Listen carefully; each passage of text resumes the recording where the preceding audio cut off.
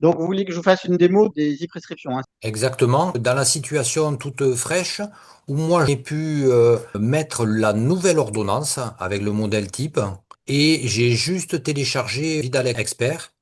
Euh, Ouais. j'ai la version, je sais pas si c'est la dernière version de Medices à vérifier. La dernière, c'est la 1230. On prend on est obligé de prendre des vraies patientes. On n'a pas de patientes d'essai parce que sinon, elles n'ont pas de carte vitale, elles n'ont pas d'INS, elles n'ont pas de DMP.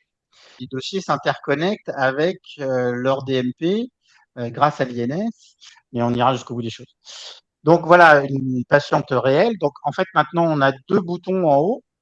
Voilà, ces deux boutons correspondent aux ordonnances conventionnelles qui sont toujours accessibles, avec des ordonnances multilignes et des lignes avec des médicaments que vous pouvez enchaîner les uns derrière les autres. Vous avez le nouveau bouton qui permet d'accéder aux fonctionnalités d'e-prescription. Donc voici cette nouvelle présentation sur lequel vous avez donc accès à la base Vidal en cliquant sur l'onglet base médicamenteuse.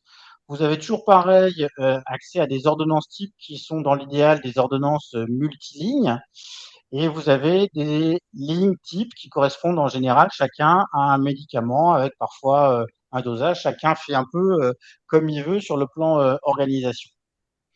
Et donc, imaginons qu'on veuille rédiger maintenant une ordonnance de paracétamol. Là, je suis sur l'onglet ligne, donc théoriquement, si je n'ai pas préparé une ordonnance type, eh bien, je vais devoir aller sur base médicamenteuse. En fait, il y a un raccourci qui permet d'aller directement sur cet onglet en commençant la recherche par la barre espace, ce qui bascule directement sur la base médicamenteuse. Et là, si je tape paracétamol, eh bien, on va retrouver les paracétamols dans le Vidal. Ou si je tape Doliprane, eh bien, c'est pareil, on va retrouver les Doliprane dans le Vidal avec les différentes formulations. Il reste à choisir la formulation que l'on souhaite. Et par exemple, on peut prendre du Doliprane 1000 en plaquette de 8 et on a même le prix qui s'affiche. Donc, si je sélectionne ce médicament, on va s'ouvrir la fenêtre de prescription elle-même. Et cette fenêtre de prescription va permettre d'ajuster la posologie. Donc, si je saisis un pour un comprimé, je vais pouvoir mettre un comprimé matin, midi et soir.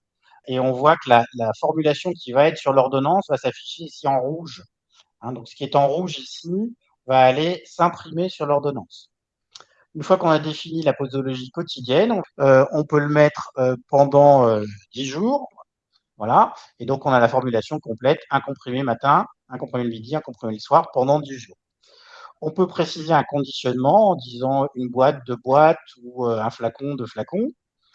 On peut préciser le nombre de renouvellements, surtout si c'est par boîte ou si c'est par jour.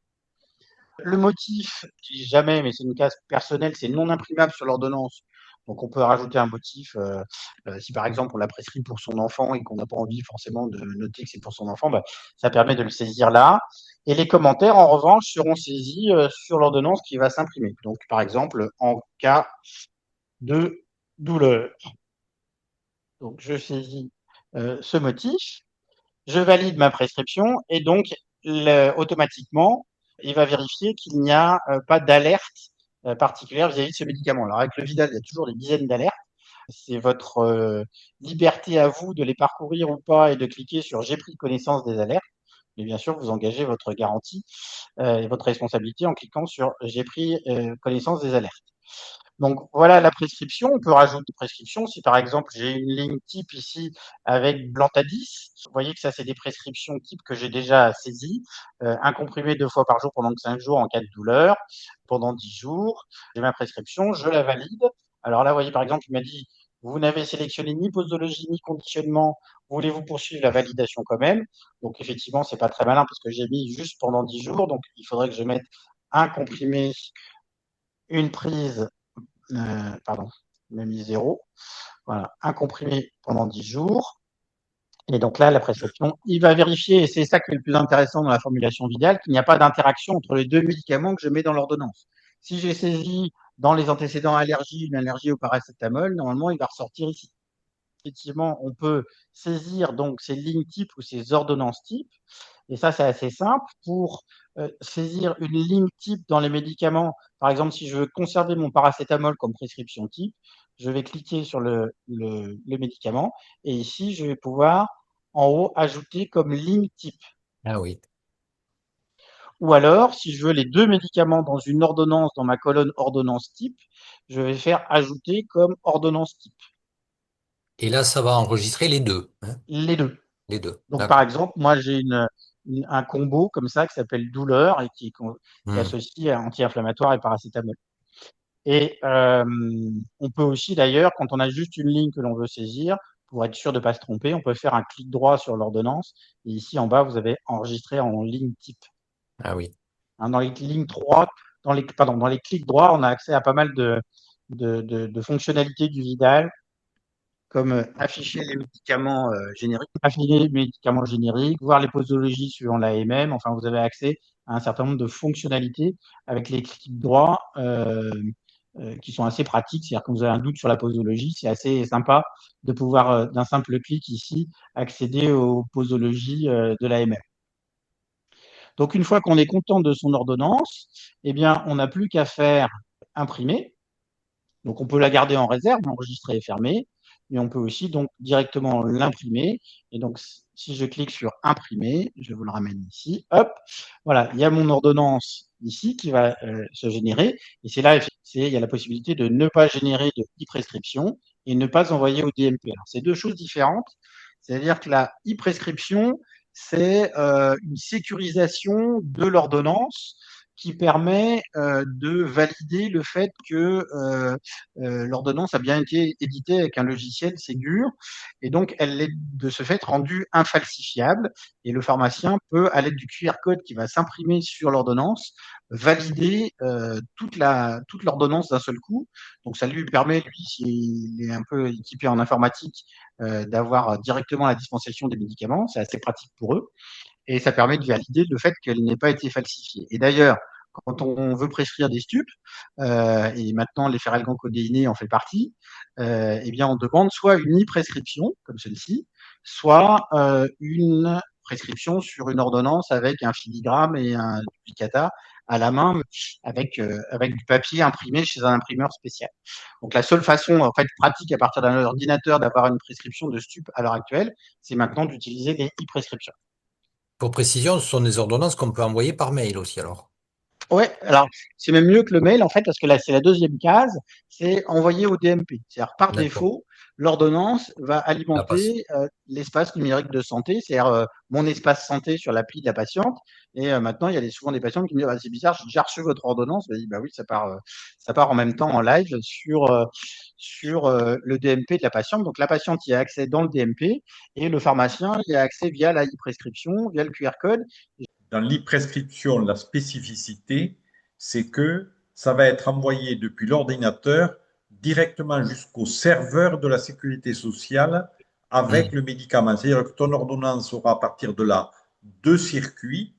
Tu auras le papier que tu vas donner à ta patiente avec le code barre et la pharmacienne va prendre le code barre qui va lui mettre en contact avec l'ordonnance qui est sur le serveur de la Sécu et qui fait la sécurité, de telle sorte qu'elle doit naturellement se fier sur l'ordonnance qui est partie dans l'ordinateur de la Sécu et pas tellement sur ce qui est écrit dans le papier et qui éventuellement aurait pu être falsifié par le patient. C'est pour ça que toutes les ordonnances ne bénéficient pas de l'e-prescription. Les ordonnances médicamenteuses, oui, d'autres, et pas mal, non. Je crois par exemple par dans la e-prescription. Donc, il y a les petits boutons ne pas envoyer au DMP. Donc, par défaut, en fait, ça va s'envoyer. Pas, ça fait partie des conditions Ségur, c'est-à-dire que par défaut, ça doit être envoyé comme ça, et ça doit être une démarche volontaire du médecin de dire je ne veux pas l'envoyer, D'accord. et Donc, c'est dans ce sens-là. Ouais. ouais, c'est dans ce sens-là que ça fonctionne et c'est obligatoire. OK. Et puis après, il n'y a plus qu'à cliquer sur imprimer, on a la belle impression avec le QR code qui va s'afficher. Donc si vous voulez, je vais aller même jusqu'au bout d'une démarche. Ouais. Là, je vais faire pareil avec mon dossier à moi. Donc, normalement, ça ne doit pas poser de problème. Parce que je suis dans la base, voilà. Et donc, du coup, je me fais à moi une ordonnance. Parce qu'il est parti, il est là. Hop. Mettons que je me fasse une ordonnance d'efferalgan codéiné. Je ne sais plus si je l'ai enregistré, je crois pas. Une autre Bah, petite question. bien sûr. Les deux ordonnanciers, le bouton vert et celui-ci, Ouais, De base sont séparées ou on ouais, peut... Elles sont séparées, hein, ouais, ils donc sont séparés. Ils sont d'accord. complètement indépendants l'un de l'autre. On ne peut pas retrouver les ordonnances type créées à gauche, hein, on ne peut pas les retrouver à droite, hein. Non. D'accord, Voilà, parce que c'est vraiment deux univers complètement différents. c'est logique. On va faire donc une prescription d'efferalgancodéine. Voilà. Ah non, ça s'appelle dafalgancodéine maintenant, je crois. Dafalgancodéine. Alors voilà, par exemple, dafalgancodéine en boîte de 16. Donc je sélectionne celui-là. Donc je lui mets un comprimé. On va mettre matin et soir. Donc pendant 5 jours. Et on va mettre en cas de douleur. Voilà, donc je valide ma prescription, il me vérifie, il me dit attention, là il y a des alertes beaucoup plus larges parce que c'est un stup, donc il y a des tas d'alertes qui s'affichent en plus. Est-ce que, il y a des alertes? Donc, Est-ce que dans MediCS, moi je rentre les allergies en texte libre sur allergies, est-ce qu'il y a un endroit plus judicieux qui permettrait au logiciel de repérer ces allergies? on regardera après, je pense que ça fonctionne de façon obligatoire, on va regarder après. Donc, paracétamol codéiné. Là, par exemple, je ne l'ai pas dans mes ordonnances type. Donc, bah, du coup, on va aller jusqu'au bout et on va l'enregistrer comme ordonnance type. Donc, on va enregistrer en ligne type et on va l'appeler dafalgan codéiné. Je fais enregistrer et boum, il va être ensuite disponible ici. La prochaine fois que je le chercherai, dafalgan codéiné, il est ici. OK. Donc maintenant que je suis content de ma prescription, je vais vouloir l'imprimer donc pour Monsieur Multon. Donc là, il dit votre ordonnance comporte au moins un médicament devant faire partie d'une ordonnance sécurisée. Veuillez spécifier une pharmacie de délivrance. Donc ça, c'est un élément quand c'est des stupes. Il faut spécifier dans quelle pharmacie le patient va aller récupérer le médicament. Et donc, par exemple, là, on peut dire que c'est une pharmacie à Nantes. Donc, je valide Nantes. Il faut juste donner au moins la ville, quoi. Donc maintenant, je fais de nouveau imprimer. Donc, attendez, c'est passé de l'autre côté. Voilà. Délivrance en une seule fois, ça s'est rajouté. Donc là, je coche pas les cases et je fais imprimer. Donc, dernière validation qui est obligatoire aussi, c'est le patient a la possibilité théorique de consulter l'exécution de l'ordonnance. C'est-à-dire que le médecin, quand il prescrit un médicament, c'est-à-dire toi, quand tu prescris un médicament, avec les versions Ségur des logiciels, on est capable d'aller chercher dans le logiciel l'exécution de l'ordonnance. C'est-à-dire que si le patient va bien à la pharmacie chercher le médicament, ça renvoie automatiquement dans le logiciel de la Sécu, comme disait Jean, l'information que le médicament a bien été délivré. Et donc, le logiciel MediCS est capable d'aller récupérer cette information et de nous dire, oui, le patient a bien été récupéré, le médicament de la pharmacie, il a été délivré. Donc, en pratique, moi, je n'irai jamais vérifier si mon patient a été récupéré le produit ou pas, mais on a cette possibilité informatique de le faire, et donc on doit demander, au titre du RGPD, l'autorisation au patient de récupérer cette information si on le voulait. Donc, il faut demander au patient, théoriquement, est-ce que vous êtes d'accord pour que je consulte l'exécution de la prescription?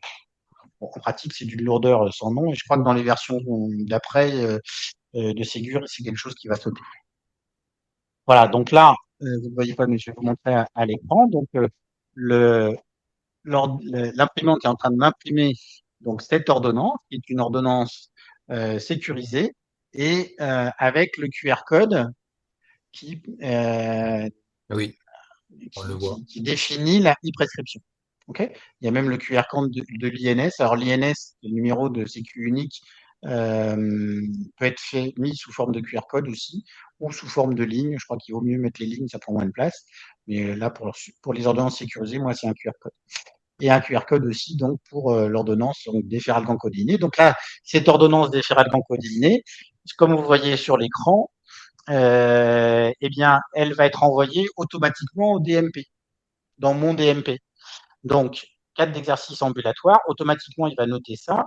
C'est une ordonnance, une prescription de produits de santé, exercée au cours d'une consultation. On peut mettre un commentaire. Je vais mettre test, par exemple. Et le niveau de confidentialité dans le DMP, est-ce que c'est masqué aux autres professionnels de santé? Est-ce que c'est visible par le patient? Est-ce que c'est visible pour les représentants légaux? Et donc, une fois qu'on a défini ces conditions-là, en général, on n'a rien à cliquer, hein, tout est déjà pré-paramétré. On clique sur alimenter le DMP et ça part dans le DMP. Et donc, en une seconde, c'est parti sur le DMP du patient. Et donc, si après, on veut rechercher dans le DMP du patient, eh bien, on peut y accéder via MediCS directement pour aller voir ce qui a été donné comme élément dans le DMP. Et là, donc, on retrouve l'ordonnance test qu'on a faite à l'instant et on peut la rouvrir si nécessaire. Il faut au D'accord. préalable que l'on ait défini l'INS du patient pour Ouais, la pour lire. le DMP, c'est pour le DMP. Quand elles viennent avec leur carte Sécu, l'INS va être Non, je vais te pas montrer si forcément. tu veux comment on récupère l'INS. L'INS, il faut cliquer sur l'onglet INS de la signalétique qui est ici. Oui, Il faut demander à la patiente un justificatif d'identité. Ça peut être une carte d'identité, un permis de conduire, un passeport, une carte de séjour temporaire, une carte de résident, ressortissant de l'UE. Voilà, tous ceux qui sont là. Même carte de combattant, c'est fort aussi. Ou extrait date de naissance. Et une fois qu'on va sélectionner euh, l'élément d'identité qu'on va utiliser, on sélectionne ces liens et on fait appel au téléservice. Et donc, avec le téléservice d'INS, on va, en cliquant là, en fait, il est déjà vérifié, donc il aurait fallu que je l'annule. Euh, on va, on va avoir accès à la base de Pneumatic et on va vérifier qu'on a bien l'identité correcte avec le nom de naissance, avec la date de naissance, avec tous les prénoms déclarés à l'état civil et le prénom usuel. C'est là qu'on définit ces différents éléments. Donc là, moi, j'ai déjà une identité validée, mais par exemple, on va aller chercher une patiente qui n'en aurait pas. Elle, je ne sais pas si elle a une INS. Non, elle a une INS. Ma secrétaire, elle est bien à peu près partout maintenant. Donc, Il faut euh, donc que la secrétaire ait soit la carte CPE assistant, soit la carte du médecin pour pouvoir faire la demande de l'INS, hein. ouais, c'est ça. Mais Hmm. ça, c'est ma secrétaire qui le fait. Sur quel onglet on clique à partir du... Là, on va prendre patiente de test, c'est pas très grave. Ah oui, INS, bah, c'est ça ici, y est, oui, j'ai vu. dans D'accord. la signalétique. Ouais, ouais, c'est ça. Donc là, tu vois, par exemple, si Oui, oui. je vais mener jusqu'au bout, appel au téléservice. Donc là, il va rien me trouver parce qu'évidemment, il n'y a pas Madame Keldoc. Non, il n'y a pas d'empreinte de carte vitale, mais signalétique. Donc, on choisit, voilà, on choisit ici quelles données on va utiliser pour rechercher dans la base INS. Et donc, soit c'est les données de la carte vitale, soit c'est les données de l'empreinte de la carte vitale quand elle a été mémorisée dans le logiciel, soit c'est la signalétique que vous avez saisie dans MEDICS. Et donc, si vous choisissez la signalétique, il va prendre la date de naissance, le prénom, le nom de naissance, et il va aller rechercher dans le téléservice de l'INSEE. Donc là, il va rien trouver normalement, voilà. Donc, aucune identité trouvée, parce qu'évidemment, ça correspond à personne. Oui, parce que c'est un test, ouais, d'accord. Voilà. Donc, on va aller dans INS. On va dire que cette dame-là nous présente sa carte d'identité. Bon, elle a 99 ans, hein. Je pense qu'elle ne devait pas être là depuis longtemps. Elle nous en voudra pas. Alors, si ça se trouve, elle est même plus, elle est même plus dans l'INS. Donc, on va faire appel au téléservice. C'est assez intéressant. Puis elle l'a trouvé. Bon, ben, c'est bien. C'est une dame qui était née en 1926. Et donc, voilà. Donc, voilà la réponse de l'INS. Donc, cette dame a donc une identité nationale sécurisée, qui est son numéro sécu, délivré par temps. Et puis, on a donc ici son nom de naissance, son prénom de naissance.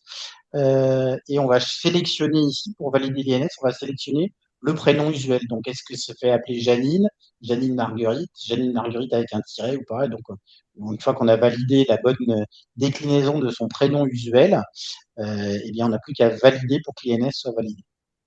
D'accord. Tu peux pas consulter en e-prescription sans Oui, CPS, c'est pas possible. d'accord. Donc, Voilà, ça je m'en doutais.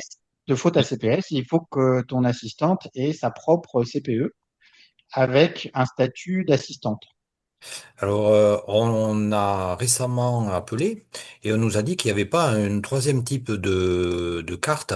Il y a médecin et puis assistant et secrétaire, c'est la même chose avec les mêmes prérogatives. Euh, Ouais. et donc, elle peut pas, de ce que je sais, elle peut pas faire les arrêts de travail. Ah si, si, si. Moi, la mienne, il le fait, je le fais jamais. Donc, je sais même pas comment, je sais à peine comment ça se fait. Donc, alors, Euh, attends, on va regarder. Parce que ça se paramètre, je sais plus où, mais ça se paramètre directement.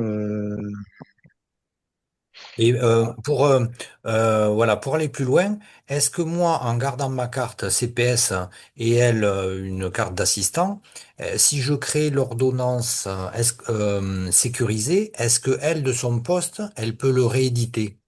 Alors oui, à condition qu'elle ait le Vidal installé aussi chez elle. Alors ça, j'ai pas encore éclairci parce que moi j'ai une version démo pour l'instant du Vidal. Ah, Euh, là, et c'est pas sûr que ça engage beaucoup de monde, hein, parce qu'à 380 € l'année. non, non, euh, non, non, non, mais c'est avec le même numéro, hein. Vidal, ah, ouais, avec la même clé. ouais, normalement Vidal accepte que ce soit aussi partagé avec la secrétaire. Déjà, il se gave sur notre dos Oui. amplement. Tac, attends. Oui, Donc, je l'ai déjà vu. donc c'est là où tu commandes les cartes. Oui. Voilà. Donc là, vous avez déjà mis ICPS. Donc, OK, c'est cool. Je me connecte. Voilà. Commandez facilement les CPE de vos employés. Service TOPS. Hop. Me connecter avec ma carte. On continue dans les joyeusetés. Gérer mes cartes. Voilà. Donc, ça doit être dans ce service-là. Jean, tu peux faire un film de ça? Ah, mais c'est filmé, ça reste D'accord. filmé. Donc, dans gérer mes cartes, ici, bon, ça, c'est juste pour annuler des cartes. Donc, c'est pas très intéressant. Tac. Je me souviens de quelque chose. Mon compte Amélie Pro. Voilà, c'est là. Ça y est, j'ai retrouvé. Donc, tu vas sur Amélie Pro. Oui. Sur Amélie Pro, tu as ici, d'ailleurs, tu peux rajouter ta signature. C'est toujours pratique parce que quand tu fais un arrêt de travail en ligne, du coup, la signature est automatiquement intégrée et ça part directement sur le DMP. Donc, ça, c'est assez efficient. Oui. Et donc, ça, c'est dans mon compte, tu vois, dans Amélie Pro. Je sais pas si Oui. tu vois. Je prends des notes. Ouais. Ouais. En haut, là, tu as ici donc ton nom et tu as mon compte. Et mon compte, c'est ça. Et tu as ici mes délégations, tu vois, Oui. à gauche. D'accord. Et donc là, mon tableau de bord, je pense qu'on va retrouver ici, voilà, ma Ah oui. secrétaire. D'accord. Voilà. Alors, mon compte, je reviens là. Ah, c'était le tableau de bord, ça. Alors, créer une nouvelle délégation, bah donc tu vois, ça recommence là. Donc, il faut que ta secrétaire, elle ait une email professionnelle sur Hmm. lequel tu vas lui envoyer cet email. Oui. Et à partir de là, elle va dire OK pour qu'on me donne des droits d'accès. Ensuite, tu retournes sur le truc et tu vas, en saisissant le numéro de la carte, lui donner accès à ce que tu veux lui donner accès, en fait. Hmm. Ok. Voilà, ça c'est pour D'accord. les cartes. Ok. Bon, mais Voilà, c'est ce qui est marqué ici. À l'issue de la création de la délégation, depuis votre gestion de compte, le délégué recevra un mail. S'il dispose déjà d'un compte Amelipo, il devra cliquer sur le bouton J'accepte la délégation contenu dans le mail. Sinon, il devra créer un compte. il faudra que Donc, lui, elle, crée un compte aussi c'est ça, un compte Medipro. Amélie. Ouais, D'accord. Ouais, ça, c'est. Ouais. qui est en correspondance avec sa carte TPE Pro. D'accord. Ok. Je crois qu'il y a un peu de paramétrage à faire pour autoriser les prescriptions. Prescriptions. Voilà. On va le trouver. Voilà. Ordonnance, configuration personnelle, activer le module d'e-prescription. Mais c'est tout vu. Voilà. Et C'est ça, ordonnance, c'est chaque. configuration personnelle dans MediAdmin. Donc ça, c'est chaque médecin qui Chaque va. médecin. Ouais, ouais, c'est On va configuration dans personnelle. Ginadmin, ordonnance, hein. Ouais. Et configuration personnelle. Dans Activer le module MediAdmin, de MediAdmin, prescription. pas Ginadmin. C'est dans MediAdmin, Ah, pas Ginadmin. Ouais, oui, Medinadmin. Config personnel, d'accord. Ok, activé. Bon, si c'est que ça va. Voilà. Et puis, il doit y avoir un truc à faire quelque part dans les bas de page. Et ça, il avait dû le mettre, tu sais, justement, avec le petit texte à rajouter en bas pour Ah oui, le petit le topo. lab. Ouais. Alors ça doit être, ça doit être